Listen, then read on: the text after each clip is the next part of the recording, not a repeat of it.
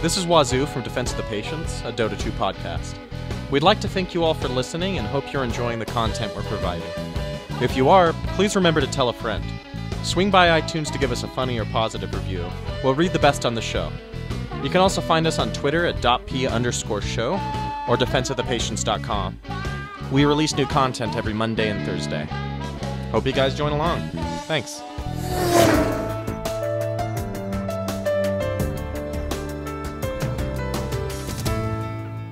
Hey everybody, welcome to another episode of Defense of the Patients, a Dota 2 podcast.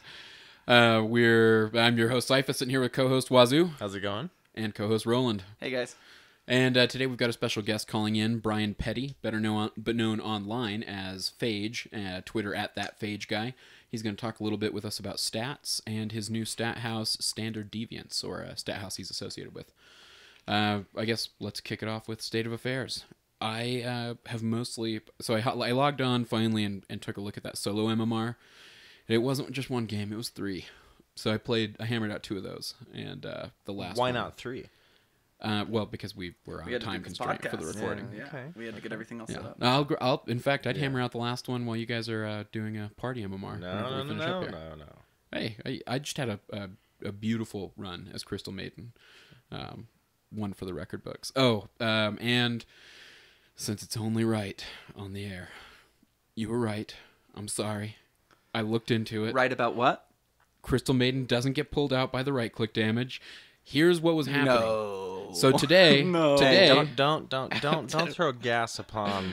It takes a big man to admit when he's wrong, and I'm trying to be that big man. It takes a big man. It does. So what I did was I thought, what was going through my mind, because it's all off of my observation, Right? Totally. So I downloaded the 2 replays of the most recent games that we had played right before we went in. Both of the games were the sniper, and I was getting hit by that right-click mini-stun, and that's what it felt like. Boom. Yep, and so There you you're go, right. mystery So solved. you're right, yeah. I don't know. Solo, at party, I went down to I didn't mean to 1285. seem salty. Yeah, it's bad. Well, I've I only didn't been hear playing you. with What? you guys. What's your party? 1285. Oh, That's very bad. Yeah, well. But that's okay, man. You know? If I'm swinging down, you guys are swinging down too. I'm swinging up. But go ahead, Wazoo. Well, my state of affairs is... I actually haven't been able to play any on my MMR. So I'm still at 2100 roughly party. Why was that? I RQ'd, as they call it. What does RQ mean? Rancidly quit a game. Similar circumstances, I was Faceless Void. This time there's no lag at all. I just kept feeding, and I just kept getting more angry, so I left. And Valve slapped me with a ban. And I went into that, I was, going in, I was maybe like Edward Norton in that one movie where he shaves his head and plays the prisoner, and I was like, fuck it, man. I had a bad attitude. But when I came out, I was like Morgan Freeman in Shawshank Redemption. And I was just like, all right, And I feel like it rebooted my Dota personality. I'm not so fucking salty now, because I was getting salty, fucking feeding every game. And it was just like, I was becoming like the old guy that yells at kids to get off of his Dota lawn, more or less. And no one wants to come over to that guy's house. Yeah, sure. Except his family, which is what we basically are to you. Trying to put me in a home, and you're like, you need to go do a bunch of low prio, Grandpa. I'd have done the low prio with you. You served your sentence alone, too, so good on you. What it did, importantly, is it gave me... I knew it wasn't going to affect my MMR, so I just played a bunch of different heroes I've been meaning to try. And then when people were getting salty with me, I just muted them and just kept playing and learned some new heroes. Yeah. In that meantime. Hey, so now I have some new stuff to bring into the game, and I feel like it's kind of revitalized my mindset. That's awesome. Yeah, you're saying you were playing Lycan in the last one? Yeah, I was playing some Lycan, playing a jungle hero, because I feel like it was appropriate for the solo type mentality in low prio. And Lone Wolf. Well, yeah. I mean, everyone kind of plays for themselves. But yeah, my MMR hasn't changed. My mindset has. I've rebooted it after that last cast. Just kind of separating myself and realizing that I'm playing the game for fun, not to take it so seriously. So that's my Well, we can still take it seriously, and I do. Every game... Serious in the wrong ways? Yes. By meticulously glaring over mistakes is where I get with things naturally as a person. I'm a detail-oriented person, so when I see details start to get messed up, in sequence, and I'm telling someone about it, I come off gruffer than I mean to, and then it just kind of snowballs. And I got to get that under control. And I got to... I don't know. I guess I just gotta not take that part so seriously and realize I'm in control of 20%. That's it. You know what I mean? You went into the low prio with a high school diploma in Lycan and came out with a bachelor's. So that's good, right? Dude, I'm not even a Lycan high school dropout. Did you at least get your generals out of the way? Kind of, I guess. If like raping people with invisible wolves are your generals. Okay. That is cool. Okay, I'm Roland. My state of affairs is up, trending up, trending up. Like if I was like a stock exchange, like you would want to invest in me now, okay? Yeah. And like 6 months from now. Yeah, it's gonna tank. But Black Friday. Yeah, Black Friday. I'm getting close to 1400 on Black Tuesday. solo. Yeah, Black Tuesday. I'm getting close to 1400 on my solo MMR, and I think I hit 1500 on party. I've been playing with Wazoo and 3Flow mostly on the party. Except for the last little bit, though. Except for the last little bit, we played some with Cyphus, but I mean, we're all super busy with school, but we're going to keep this up. This is fun. School and Dota and our lives. I am at least able to get 2 games in a day. Yeah. At least. And I played Enigma today for the first time. Well, not for the first time. Definitely a hero that's right up your alley, just given your past heroes. Not for the first time, but for the first time since I've learned anything about Dota. So I actually like read the skills, alt hovered over the skills, learned what they did, bought an Aghanims because Aghanim's really cool with him. It basically incorporates 2 of his skills into his ult. Anyway, yeah, I've been having a blast with Dota lately. It's been a lot of fun. More fun than I anticipated Dota to be even a week ago. Yeah. So that is my state of affairs. All right. I'm happy with Dota. My Dota life is good. And, yeah. Can I talk about something here? Sure. Bring it on up. The inner zen is really hard to, like, once you think you've got it, it's, like, as swift as a butterfly, swift as the wolves of Ishrak slipping through your fingers. You know? Like, I wish I could encapsulate what I feel about the game now. It's just, like, a willingness to play and not necessarily win, but just to do good in my own game. You know, I think, like, you get out of the good mindset when you start, like, thinking about other people's play. What are the Wolves of Ishrak, by the way? I do not understand this reference. It's now been made twice. Well, Ice Rack is apparently where Crystal... Well, you see, this is why we should guess a hero background. It's been a while since we've had a Guess a Hero background. Crystal Maiden, we could do that. We could do some Crystal Maiden. If She's you heard us so last good-looking. cast, I noticed we said CM a lot. So if you heard that and didn't understand, CM is... I think we referenced Crystal Maiden enough. Everybody knew what we were talking about. Oh, maybe. Yeah. Oh, yeah. Was there some extensive... Oh, I don't remember. I don't remember either. Yeah. But anyway, Ishrak is where maybe Crystal Maiden's from. I think Maybe. she was like held there But she has as a line prisoner. where she says, "Swift as the wolves of Ishrak." And then Lycan actually has some wolf dudes that replaces wolves that are wolves of Ishrak. Oh, and you said you bought these They're aesthetics, dope. right? They're dope. They were like 11 cents. Oh, nice. Because you're using the marketplace. So these guys disagree with me.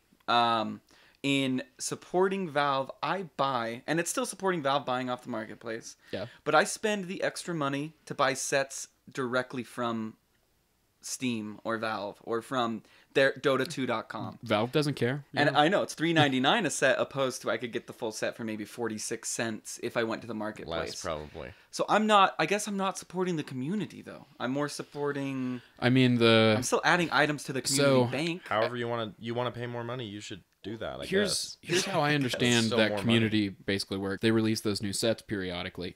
In chests that you can unlock by paying with a treasure key for $3. Oh yeah. So they're already getting their cut there when the item comes into the game. But that's like gambling. You know what I mean? But that's where your item came in, or at the end of a game. I don't buy keys which is whatever. because I'm scared I might have a problem. I mean, I used to. they're buying those items and they're slowly filtering in, and they'll stop. still drop while you're Sure. playing. So slowly it's filtering into the community. They're making their chunk of change off of And we talked it about just this. getting in. If anybody knows, I don't know. We debated about this and we saw that there were job postings, but apparently Steam hires economists. Valve. Yeah, Valve. Or Valve, Steam. Sorry, I look at them as though they're synonymous, although they're not. Well, they are. But But it's really cool to see that they're hiring psychologists, which is Cyphus's field, and economists and all that, and it's really cool that they want to go so in depth. They don't want their marketplace to crash. Yeah, I mean you'd have to. I mean we've discussed that before. You'd have to. Well, and just in a lot of RPGs, I mean we were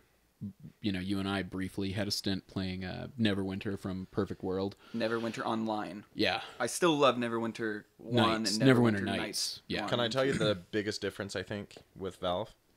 Is that they view the people that play their game as content creators opposed to people to sell adding. content to. So look at just like any other like big game that's not a Valve game. Like they want to release those map packs and whatnot to you at a charge. Valve just wants people to just create it. They just want people to create it themselves, and then they'll put it up and monetize it. Arguably, Neverwinter was trying to follow that model. I mean, it just didn't. Not to insult anybody who enjoys that game, like it just wasn't for you and me. We put like a ton of hours into it. Too little D&D, man. But too little D&D and too much MMO. But that's just me. But their economy collapsed. Yeah, we were online while their economy collapsed. They had to kill the servers for like the 16 in-game hours. economy, which was it was crazy. They had to set the game back 12 hours. Everybody's items and experience and everything that they accrued over that 12 hours was erased, and it was because somebody found a way to basically pump the market up and, drive it up, and then it crashed. And this is a video game marketplace, a video game economy that was crashing. And they devalued. They took items that were selling for, millions of whatever the in-game currency was, diamonds, I think. Astral diamonds. Yeah. And they were worth millions, and then literally within hours they were just worthless. Yeah, you could pick them up for 100 astrals, and everybody had that kind of money. Yeah, everybody, even us. And it was really cool to experience that. I thought, when that happened, which was probably more than a year ago now. We were like, wow, I cannot, we weren't even mad about the time being set it was back. just interesting to even contemplate a digital economy. Yeah, especially with a math background. I wonder what they did wrong. I wonder how it happened. I wonder how they could fix it. So Phage should be calling in a couple minutes. We're really excited to have him. And that was Brian Peddie. Yeah, I have no understanding when it comes to stats or what. I mean, I get that they're collecting stats as far as how quickly pros are getting to certain items and and you were saying, I guess, really you could at that point start comparing win rates if you grabbed an item before a certain mark. Sure. We were given some website to go check out for stats, Dota stats specifically. I guess we can ask Brian when he comes on the show what website that is, but it is so comprehensive. You can say bristleback at level 20 with this. What items does he most often have? This is all that stuff extensive. That is being cataloged, and whoever's doing it, that's awesome. As a situational game, it's interesting to know what bristlebacks have died at 15 minutes in when they bought this item, opposed to those that haven't, that have bought this item. That's interesting to know, regardless. Just to look at the stats and be like, well, you're more successful in this build going this statistically, even though this is maybe the meta right now, Yeah. Or even if an item's a really big item for that particular character or that particular hero, being able to figure out where you're at in comparison to other players. Am I above average at getting to that item? Am I below average at getting to that item? They had that built in with the International. You could list your favorite hero in your compendium, and that would have something that would track the average gold and everything. I had Skywrath. It was actually, psychologically, it hurt me because I was so low for so long. There's Phage calling in. Phage, can you hear us? I can. How are you guys doing? We're doing great. Welcome to the show, Brian Peddie, better known online as Phage. His Twitter is @thatphageguy. He's associated with High Ground TV and the stat house Standard Deviants. Welcome to the show. We appreciate you coming on. Yeah, no, my pleasure. Always happy to help the community however I can. And you guys have a nice production there, so. Thank you very much. That's all due to Roland, honestly. Yeah, I was a musician in a past life. So, Phage, we're so happy to have you on. Finally, somebody that may share my love in math. Do you love math, Phage? Not as much as most people think I do. Okay. But quiet. Yes. Don't let on. It's a beautiful mind. I was pretty awful at math all through undergrad. I work in science, so I'm sort of required to know statistics for that. But it was never really my thing until what actually happened, how I got into this. In April, I was having a really frustrating day in lab. And when you're working in a lab, you've got these big extended spreadsheets where you're looking at all of your data and trying to demonstrate. And so I was fed up with getting nothing from my numbers in lab. and I went in and looked at a team of mine, a team that plays in the Amateur Dota 2 League, or did at the time, called America's Finest Dota Players. And I really loved watching these guys play. And so I took some of their numbers for individual players and threw them in to see if I could find, differences in, standard deviations of GPM and XPM for supports versus carries. And some interesting things came out. And so that was sort of the start of all this. It was not that I've always loved math. It's that I had a really crappy day in lab and was just like, screw this. I want to get numbers that make sense. I'm using Dota, damn it. Yeah, numbers that mean something. I mean, I've taken labs where we're compiling all this data, and it's like, it doesn't mean anything. It's like, oh, wow, we found a 2% difference between column 647 and column 525. How interesting. And it's like, not really. Also, right. I want to commend you on your picture on Twitter, the lowercase sigma, or the correct way for notating standard deviants. Or not standard deviation, excuse me. Standard deviance is your house. So is it actually a stat house? Do people live in this house with you, or is that just the name for this? I guess I'm the most gullible one here. That's just kind of what people have started calling it.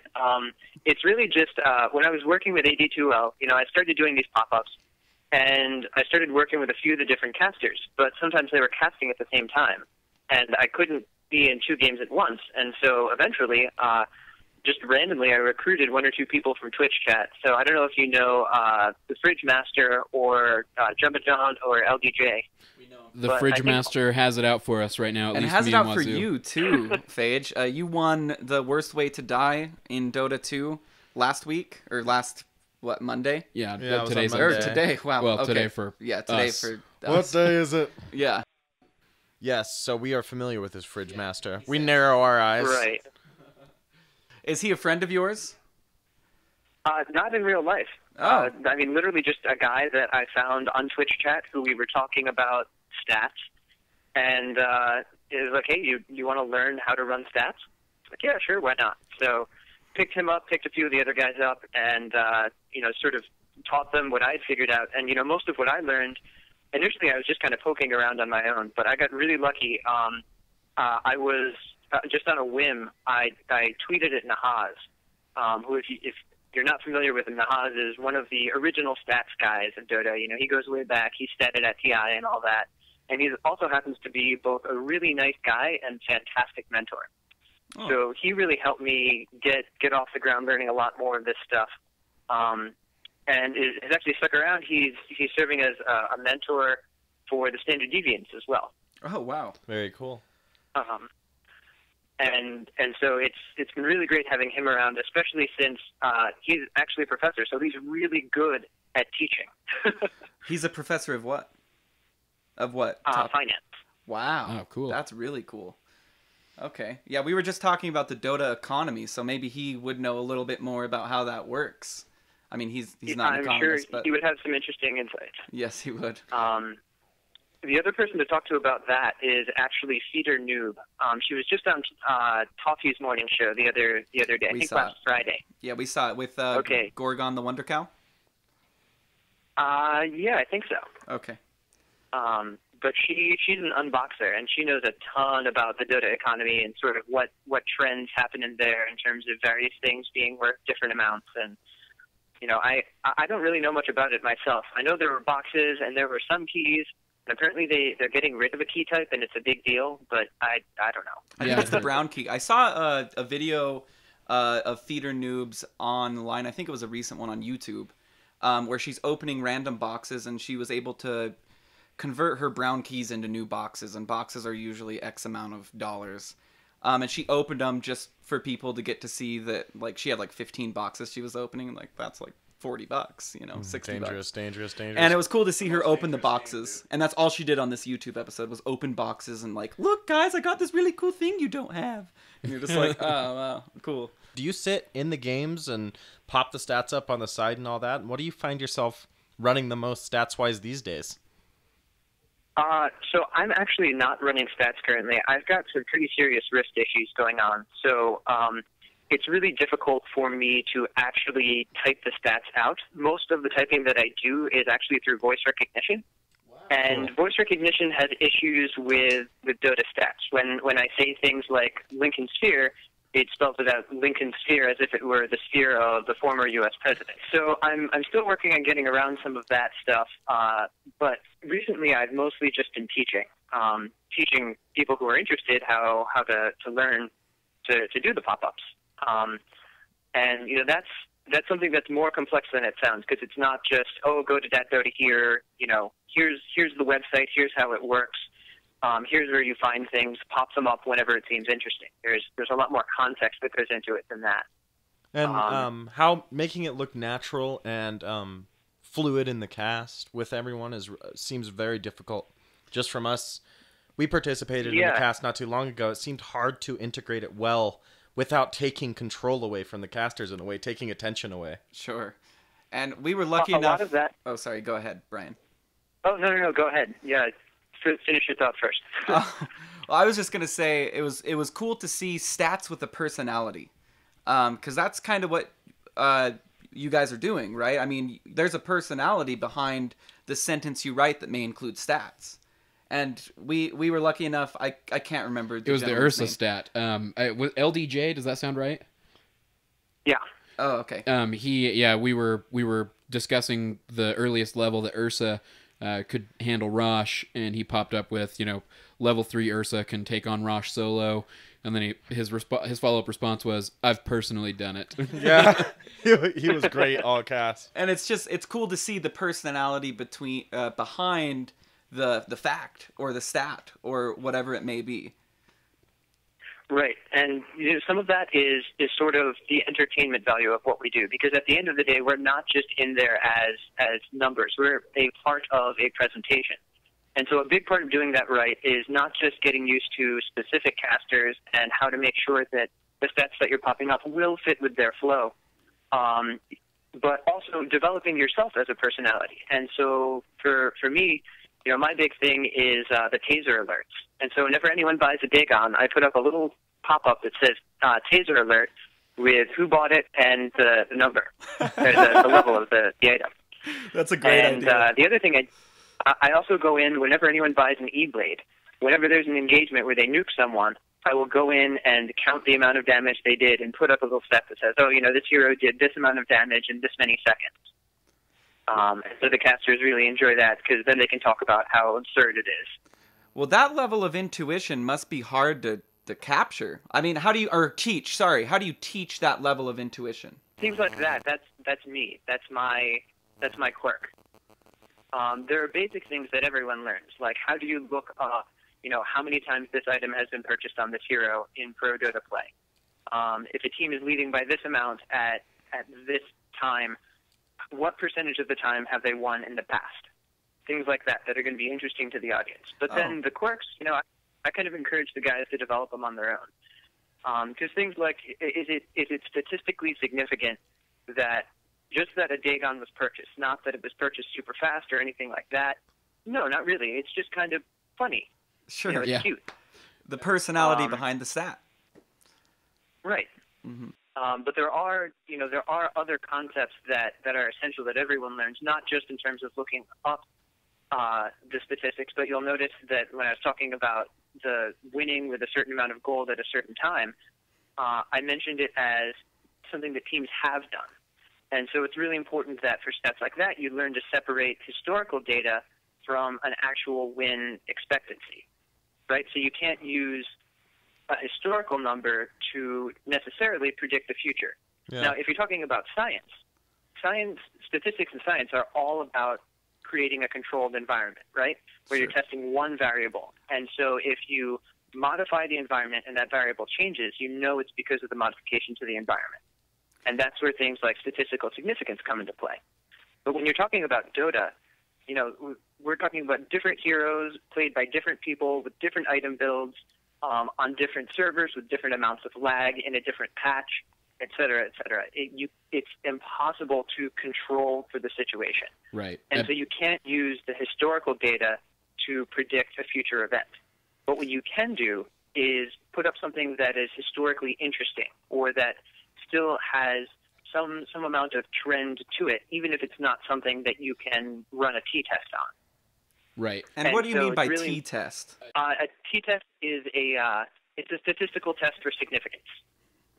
Perfect. I just wanted you to and- elaborate. So you can't treat it like scientific data is the main thing. It's a history book.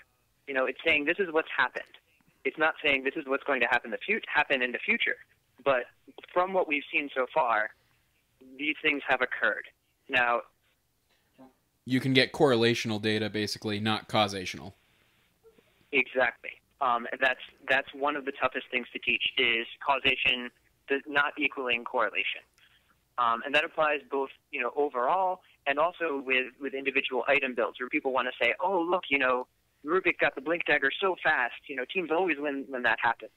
Well, yeah, he'll win a lot of times if he gets a fast Blink Dagger, but it may not be because he's getting the fast Blink Dagger. It could be because his team is stomping so hard that he can afford to get a 15-minute Blink Dagger. Yeah. Sure. Which, in that case, it's not the Blink Dagger, it's the team stomping, right? Sometimes you're the product of the environment around you, and the fact that you can do something so quick is a product of you having the space to have that happen in that environment.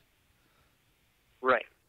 And so you can try and, you know, qualify things a bit more to make them more specific. So, you know, this item build at this time with all of these heroes on the team, right?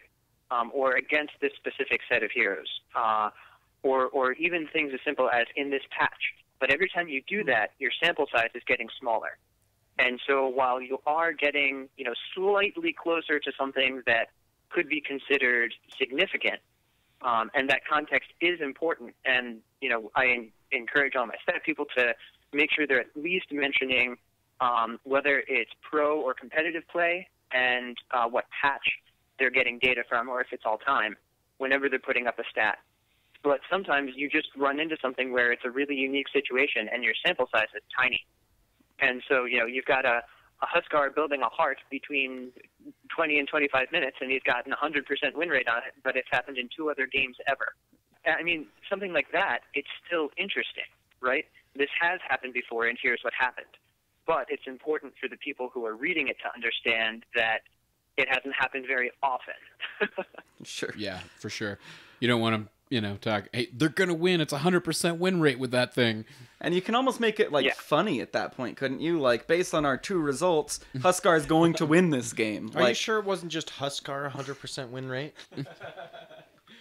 Yeah, no, I have so much fun with that with Dagon stats, where especially we'll run like the 82L in-houses, and I'll look up like the win rate for Dagon on Centaur. I'm just making this up. I don't know what it actually is. But there are a few heroes out there that have bought a Dagon like twice in pro play, and it's an 100% win rate. And so it's just like, hey guys, just so you know, Centaur with Dagon, 100% pro play win rate. I guess that's what you should build, right? without giving them the sample size, they're like, oh, really? Wow, that's incredible. You might be giving Roland some very, very terrible ideas. No boots, Dagon. 3 Dagon, 5 Yeah, Dagon. What do you think the win rate is with Nature's Prophet with no boots? About 12%. Well, so what does he want to know? Nature's Prophet with what? With no boots. No boots at all. Oh, I'm not sure. So if you go into item builds, you can see what percentage of the time he's building whatever boots, but I'm not. And you Sure, could look at how many times he's built boots. Yeah, you could actually figure that out for pro play. But you sounded bewildered when you heard that. You sounded like, well, Yeah, I've never seen anything like that, but maybe. It's They're making not fun of exactly me. the most common build. They're making fun of me. It's not. It isn't common. What about this? Dagon first, as in your first 650 gold goes toward a null talisman, and then the next thing you build is the other components for the Dagon on a Nature's Prophet. Does that happen Okay, often? so I think that's a taser alert. It is. Taser alert.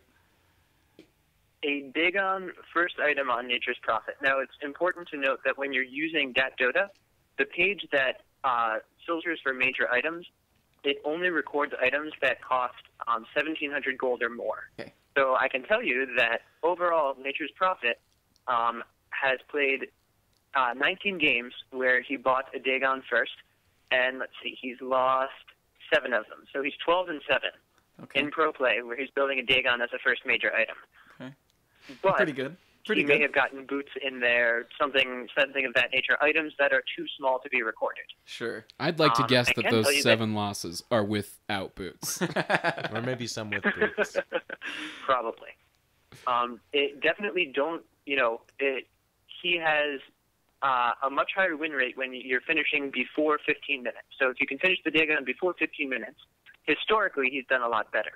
It's awesome that you're able to associate things with time, and that's what is great about Dota.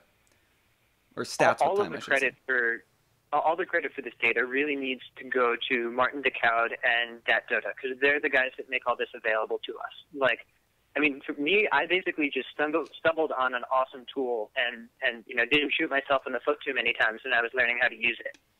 But the fact that all of this is available is really all Martin. And it's an amazing resource for the community. Really can't thank him enough for it. If you guys have never checked it out, you should definitely look at it. We have. We're a little too low to be using DatDota right now. Unless they have like an MMR for like 2,000 and below, we're probably not going to be able to use it for a little while. We have checked it out. We thumbed through it, so Yeah, to speak, we did. and it's kind of above our skill level right now. We've decided, but we will come back to it. Anyone who has played on a ticket has a page on DatDota. They record everything. And so even, Jordan and Seth, the two admins for AD2L, they have pages on DatDota. And I really enjoy when they play in in-houses going in there and looking up, oh, guess what? You're playing a hero that you've tried 3 times in competitive play and never won on, and posting that stat for everyone in the match to see just so we can flame our admins. That's a great time. Yeah, that is. Wazoo and I actually got to catch a little bit of the in-house game the last time we got the tail end of it. Yeah. And Was it Jordan fun. playing? You guys? I believe so. I don't know. Yeah, they were playing for a while. Oh, wow. That's really cool. I don't remember. Definitely, if you get a chance, hop in some of those games. They're a lot of fun. The main rule for those in-houses is that if you're drafting seriously, you're doing it wrong. A lot of the times it's players who have been playing really competitive matches, in Dota Legends and stuff like that all week, along with some of their random friends and other people who are associated with AD2L, including the casters and the admins. And everyone's just kind of done for the week. And so nobody wants to play ranked MMR, right? Or solo ranked. They're done. They don't want to do anything that's super competitive, but they're innately competitive people.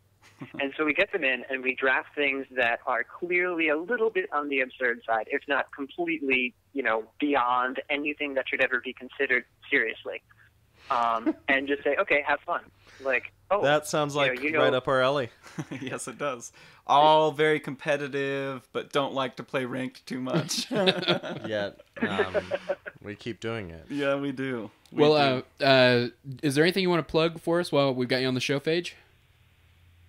I would definitely like to mention, we already covered it a little bit, but the Standard Deviants, group of stats people that you have a chance to come and learn regardless of who you are or what your background in math is. Oh, wow. Follow us on Twitter at STDEV Stats, and if you're interested in learning, hit us up there. I should also mention, I am working with High Ground. Once my wrists get better, I'll be doing some in-game stuff for them. But I'm also working with Gorgon directly on the editorial side of things. And I think he, Nahaz, and I are going to sit down and have a chat at some point soon about Midas stats and sort of statistically what we can learn about using Midas and how it's been used and how it's been used successfully, and see if we can derive anything about when you should or shouldn't buy a Midas on different heroes. Sure. So keep an eye out for that. I think that's everything I'm supposed to plug.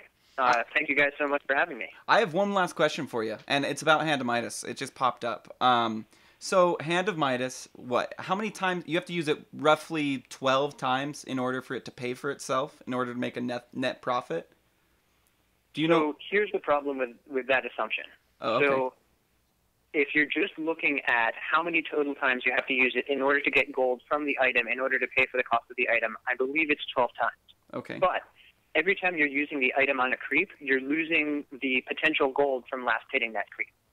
Okay. So that's especially interesting. at the pro level, you assume that most of the time those last hits are going to land, and suddenly it jumps up to I think 14 or 15 times at least. Because of efficiency. Before the item. Because the efficiency goes down. Assuming it's like implied odds. It's an opportunity cost. Every time you're using the item, you're losing the chance to get that last hit, which would normally be a lesser amount of gold a different way.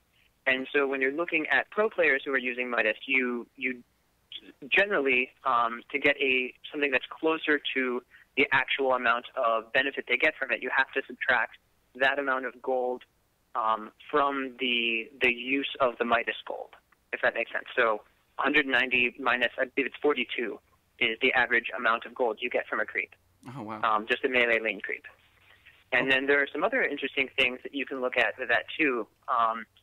Not just in terms of the gold that you get, but you hear a lot of people who say, oh yeah, it takes that long to get the gold, but what's important is the experience you get from the item.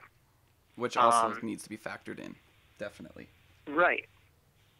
And so then you have to consider, okay, so if Midas is really good for heroes that need a lot of experience, when they get the Midas, those heroes should generally do a little bit better, right? Mm-hmm. But if you look at someone like Invoker, who's arguably the most experience-dependent hero in the game, sure. Last time I checked, his win rate with Midas, I think, was 48% in 6.81, and his overall win rate was 47%. And by 6.81, you mean the current patch we're on? Yes. Okay. Yeah, and specifically in professional play. Oh, okay. So maybe not worth it to get Midas on Invoker. Exactly, or at the very least, know the situations where you can afford to get it. I mean, all items at the end of the day are situational choices. And so if you're buying an item, you need to make sure that it's either plugging a hole in your lineup or it's providing you with a new approach to the game that will give you an advantage. And so if you're buying it and you're learning to really maximize the benefit from it, then yeah, it's a great item. But the opportunities to do that with a Midas are relatively limited.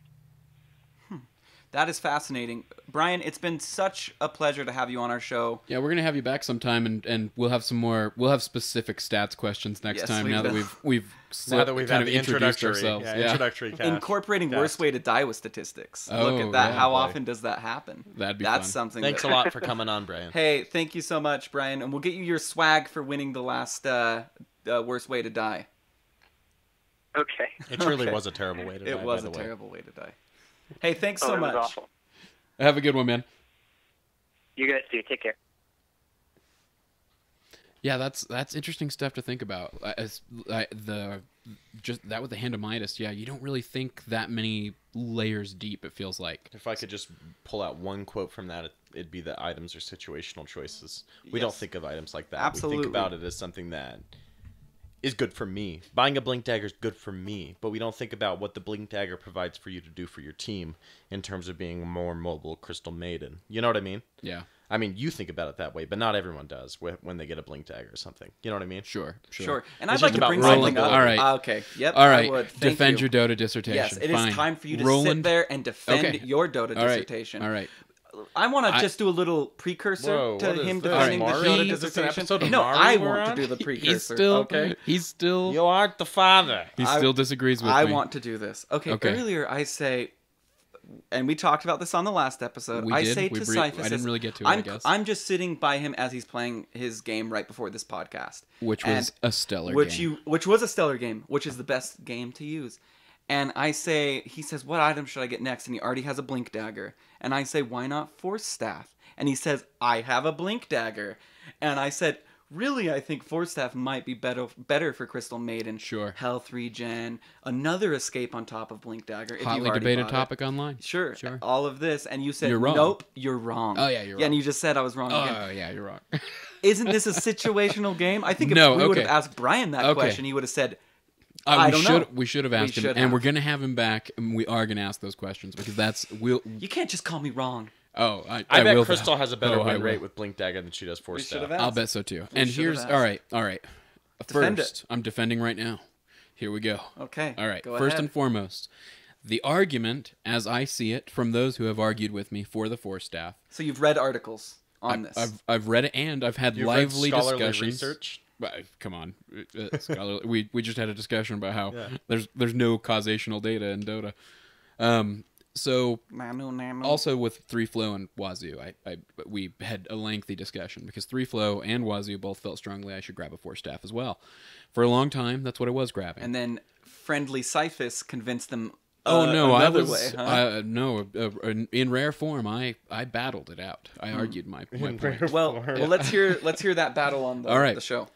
The arguments for the Force Staff are as follows: plus the positive int-based bonus weapon. is nice to have. She's an int-based hero. Sure. It increases your right-click damage. It increases your mana regen. All it that increases stuff your the mana int does for an int-based hero. Yep. Yum yum. HP regen. She's a squishy hero. She gets hit. It's nice to run away. That's great. Hey, double tap that item slot, and I'm launching myself forward, and I've got an escape item. Or an enemy or an ally. Or an hero. enemy or an ally. right. Sure, Or a sure. creep. Those are all nice things to have. But here's my argument. Finally. For the mana and the int bonus, pointless. I'm not a right clicker. She's got the regen. I've You got already the have the regen. regen. It's doubled on myself. I get enough just from the other intelligence items I build along the way. She doesn't need a Bascrillus or anything. A Basilius. Everybody has a Basilius. A No, Basalis, no, a dude. Like Basuus. every time I get it unlike, and I'm like, my motherfucking Bascrillus. So I don't need the imp bonus. That it's or at least it's negligible. I get that it is a good thing to have, but it's not enough of a selling point. And it may be the closest thing to a selling point that item has, in my opinion. HP regen, if you're not building Tranquil Boots with her, you're screwing up probably, in my opinion. No, phase boots. Can be good. Here's my Sure, issue, and you maybe phase. and you maybe brought phase. this up last time. Here's my I issue gotta with get this. through all of them. I want to bring up a Okay. side point. All right. Okay, sidebar. You brought up the fact that I shouldn't be getting hit. I have Tranquil Boots. I Right. shouldn't have to right click. I'm not getting hit. Situational, bruh. Okay, situational. You're gonna get hit probably in a fight. At some point I'm going to. And guess sure. what happens? What happens Well, to what Tranquil happens Boots when you get hit? I blink the hell away and then I'm okay again. Oh, when you get hit, you can just blink right away. Sure, yeah. After If 3 you seconds. haven't used it, if you haven't After used 3 it. seconds, if you've been hit. I agree with him though. I think it makes the ult a lot scarier. I think it makes Roche Pit something that you think like You can 3 force times staff about in. taking. You can force staff into Roche Pit. Okay. No, all right, I know. You gotta What I'm let me get talking to it. about, And you what said I'm talking trees, about and is I can blinking see that you onto did that. Say that you're Radiant or Dire, and you're against a Crystal Maiden. That crystal can blink onto that ridge and just. So is this all Wazoo over it. and Cyphus defending a Dota Dissertation? He now agrees with me after I like the disagreeing. Blink So you're Dagger. going to defend it too? Yeah. Let's sure. let him finish. The other benefit, yes, is the trees. That Force Staff knocks over trees in some situations. Should we worry And- about that on our level yes, of play? Yeah, we should. I should because I'm too squishy. I mean, You're okay, worried about people finding my you, counter tracking argument you, is my right? counter argument is I believe that I don't belong at this level of play. Right? If I guess don't, so. then I need to be thinking about it. Yes. Damn guess so. trench. So- stuck in that trench. I'm going to blink into a position where I'm much safer, where the enemy has to work a lot harder to access me, and especially knowing that it's just stun based, that takes me out of it. Why would I not just get myself as far away I from think them, it's but left, just on the I edge? think it's left clicks that take you out of it. Yeah, it is left click. If you just select the hero, that takes her out of the ult. Yeah. Anyway, but the Force Staff knocking down the trees gives my enemies a path to get to me, and I get that, and I have on occasion. I mean, once or twice I've saved you as Void even with my Force Staff with Skywrath when we did that combo. I've Force Staffed you away, Wazoo. Right after I cast a chrono, he force staffed me out of my Yeah, chrono. right You're out like- of it. he's Oh like- no, you saw he's my like- beautiful move He earlier. was like, "Don't I get did. caught in that purple bubble, buddy." And I was like, "Thanks, dude."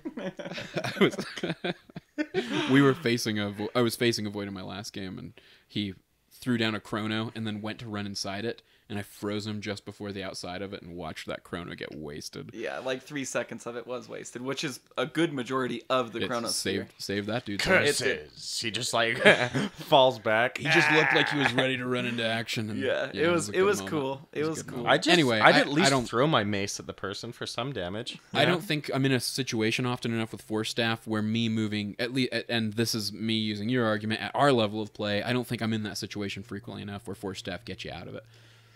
So I'd rather Well, have the force Blink staff Dagger. can be really good. Okay. So just because like it's more applicable is what I can understand you're saying, and it gives you better things. It's a supportive for us. item. It's a supportive Blink item. is a very personal. It's an offensive item, while Force Staff can be a defensive item. It's an initiator. Force Staff forcing me to be facing the right way to go where I want to go is another issue. Oh, and you should be in a higher MMR, and you're having trouble facing the right way. I'm just saying, sometimes that critical few seconds of turning around time means the difference between life or death. Sometimes I can't turn around. I should be 6K MMR. Oh, are you? Okay. Yeah, I can handle that quite well. So, I want to see an article written on our website, defenseofthepatients.com, by Cyphus, defending his Dota dissertation. Before this episode's released. And I'm going to advertise the hell out of people. Please leave a comment. Please leave your thoughts. I'm going to get stats. I'm going to get everything on my side. I thank you all for agreeing with me in advance. Boys. What? Boys. You can't just say bye. I know. We're not arguing Blink Dagger against the Force Staff here. Well, that is the Dota dissertation. Yeah, that is. I think you can pick up both, actually. I think not getting boots on Nature's Prophet is less dumb than not getting a Force Staff on Crystal Maiden. I just said it. Wow. I said it. Boys. Now, you can try to deflect all this boots rage, elsewhere, but it doesn't hurt my feelings. I don't care. Bring it up. It doesn't. Someone's just as stupid as me, hurt my almost. No, they're not. You're still the Blink Dagger's way better. But and I don't think getting both the Force Staff and the Blink Dagger's a good No, but idea. you're like, what do I spend my money on? Because you were doing extremely well. You were on a dominating streak. We were beating him like 50 to 10 at that point. I could rough. take Void. If I ran into Void in the jungle by myself, I was guaranteed Just getting a about kill. anybody. And I saw him blink in, and it was cool. Blink in, ult, and get like dominating double kill. And it was just like, holy shit, he's kicking ass. They finally matched you up with some 0765ers. Yeah, he probably was playing against people around the 0 MMR point, but Sure. 500 to 1K. No, I'll tell you what, and this kind of gets back to our last game, or our last podcast. I'll tell you what was very different about that round, why I knew it was going to be good before it even began. The first thing anybody said in the ally chat in that game was, so are we just going to fight the entire time, or are we all going to try to get along? And myself and 3 of the gentlemen said, I'm down to get along. And the first thing I said was, I'm down to support. And before I knew it, we were picking like actual lanes. We were contemplating the team comp. We had one guy who didn't speak English who insisted that he go mid with Sven, which it was weird. Was it Sven's Wisp? not a It good- wasn't Wisp that was going mid with Sven, was it? You didn't have Wisp. No, I watched We this had game, no. Phantom Sven's Assassin, not a good mid. Crystal with me in safe lane. Crystal Maiden is better mid. No. Yeah. Well, I don't know, but I've and seen then Crystal's mid. that Tide was What top. can Sven do, really? Sven has, I don't know, One stun hit for the multiple first creeps. 20 minutes of the game? Hey, we're playing noob Dota, okay? Like, there's no there reason was for no us- communication with this guy. Like, he was making that announcement and then was sure to tell us he doesn't speak English, and that was it. And honestly, like, it was better us going, okay, you take that Sven mid, even though like even I disagree with that, and then just try to build the lanes around him, than to argue. I mean, I'm not going to argue with a guy who You don't argue. You don't argue as Sven. Yeah, you don't argue with Sven. So, interesting tidbit that I learned. Can I side story real Sure, fast? go ahead. Go ahead. One Monster. time I was playing with a Latin American, and I played Sven, and he followed me around for 50 minutes as Bloodseeker, just going, Sven. Single thing I do, like if I'd fuck up and feed, he'd go, Sven, why, Sven? So I just thought I'd share that with you. So, interesting tidbit I learned recently. Remember that game that we were all playing and Ember Spirit was kicking ass? He's a good hero. And I wanna learn how to he play was that our guy. opponent in this game, Ember Spirit, and he had like 4 Battle Great Furies mid, or yeah. something like that. It's because of the mana regen. No. It's because that cleave damage stacks such that your cleave can do more damage than your physical damage, than your first hit. Cool. So if there are creeps stacked up or heroes even near, you don't want to hit them. You want to hit the creep near them, hoping that your 4 Battle Furies stack hits them and does more damage than you could even do initially. And so that's when I saw that Ember Spirit was like, what a noob, he has 4 Battle Furies. The Battle Fury's better too because mana regen too. And yeah, a lot of things because that's stack really on it. important for Sunder or whatever that's called. But I didn't think the cleave would stack. So with Sven, and I've seen Battle Furies on Sven, and it makes no sense. Not worth it. It in my apparently opinion. is. If you're killing it, Dude, like his it's ult worth it. will shove him up to like if you're What built is right Fenzel? with like a Daedalus, it's called God Strength. What does it do? Increases his attack speed and damage a ton. Oh, is that when he goes? Yeah, it turns red and he's. Oh, okay, I got you. And like that's his like and like ideally towards the end of the game you have a Daedalus as well as a Black King Bar, and you'll just pop that BKB blink in and just Shrink. you don't need a Battle Fury. There's better things you can buy. Well, with Ember Spirit, apparently it's important to get a Battle Fury. Please leave comments and let us know why. Yeah, let us know. Anything Let us we know ever why. discuss on the show, we'd love to Man, be I'll get some corrected. games in. Am I wrong or am I right about that? stacking the Battle Fury? You let me know, please. I am at .p_Roland on Twitter. Oh, yeah, we could throw those out. I'm at .p_Cyphus. I'm at .p_Wazoo. Yeah, and you can always hit us up. This is probably just as good a place as any to wrap up. We forgot to play Guess a Hard Counter, though. Next time we will guess a hard we counter. It would be tell us what you want to see us guess a I hard think counter Lycan would be a good one for Yeah, next we, time. by the Haven't way... we already guessed a hard counter for Lycan? Have we? I think so. Oh, yeah, I think so. We did. Or we did. discussed the possibility of doing so. I think can't on another remember. show. Well, we'll check it out and we'll come back Yeah. next time and see. So if you want to hit us up, you can always find us on defenseofthepatients.com, at our Twitter account, .p_show. You can find our guest, Brian Peddie, better known as Phage, at that Phage guy on Twitter. His stats house is Standard Deviants. It's Not a house, it's technically, at Dan. STDDEV for It's a network. his Stats the network. stat house. Stats Network. Yeah, I It think is a they're stat calling them Stats network, House. but the stat house sounds better. It Like does. I It imagine sounds it like cool. 8 stat guys. Like I don't know, this data takes me seems back to, That's not how I inconsequential. imagined it at all. Takes me back to, like Brooklyn, and it's like, got your stance, yeah? Like, I the thought guy's of it got a as- cigar, House sounds kind of like a firm. a trilby. He's got like a trilby an on. accounting firm. Sure, I imagine it professional is what I was getting Yeah, across yeah. as stat house. No, you I wonder made it sound like a if- frat house. No, like I don't know, this data. Do you is- guys, like, live together just crunching numbers? Yeah, they You just wanna go all live have there, dude? calculators. Like you wouldn't believe the spread on these. Those are boring breakfasts. We might let them take you, dude. Guys, thanks for tuning in. Yeah, defenseofthepatients.com, defenseofthepatients@gmail.com, .p_show, and go and find us on iTunes and leave us a really funny positive or a really funny bad review. We'd love to read And some. send us your worst ways to die. Oh, yes. we do always need want those. your WWTDs. What would Todd do? Not what would Todd do. Worst ways to die. This has been episode 8 of .p. Yeah. Thank and you all so Thanks much. for tuning in. We'll see you guys again on Thursday, or on Monday. Farewell. Monday.